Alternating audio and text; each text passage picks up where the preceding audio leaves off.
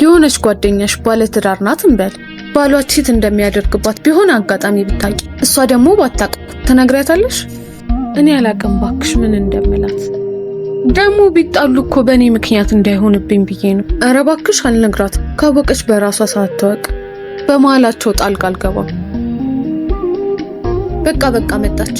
በኋላ ደውልሻለሁ። ሊዱዬ የኔ ውድ አስጠበቅኩሻ። ታክሲ አጥቼ ነው ይቅርበኝ። ምን ነው ባልሽ አይሸኝሽም እንዴ? የምን ታክሲ ነው? ባክሽ ስራ በዝቶበት ቤት አላደረም። የኔ አባት የስራ እድገት ብሎ በስራ ስቂት ነው እያደረጉት ያሉት። በእናትሽ ኧረ ባክሽ ስሚኝማ ሊዱ። ወዬ የሆነች ጓደኛሽ ባለ ትዳር ናት እንበል። ባሏ ቺት እንደሚያደርግባት ቢሆን አጋጣሚ ብታቂ፣ እሷ ደግሞ ባታቅ ትነግሪያታለሽ? ለምን አልነግራትም? ቺት በማድረግ ውስጥ ስንት መዘዝ ይዞባት እንደሚመጣ እያወቅኩ እነግራታለሁ። ትዳሯ ቢፈርስስ?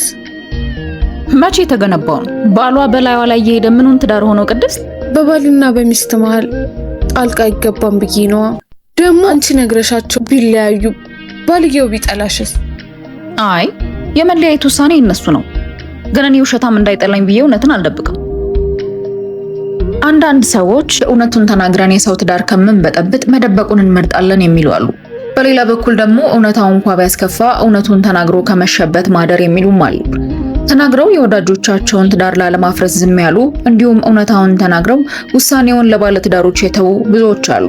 የትኛው ነው ትክክል? የትኛውስ ነው ጥፋት? እናንተ እስኪ የትኛው ወገን ናችሁ? እውነት ወይስ ዝምታ? ሐሳባችሁን ኮሜንት ላይ አስቀምጡ።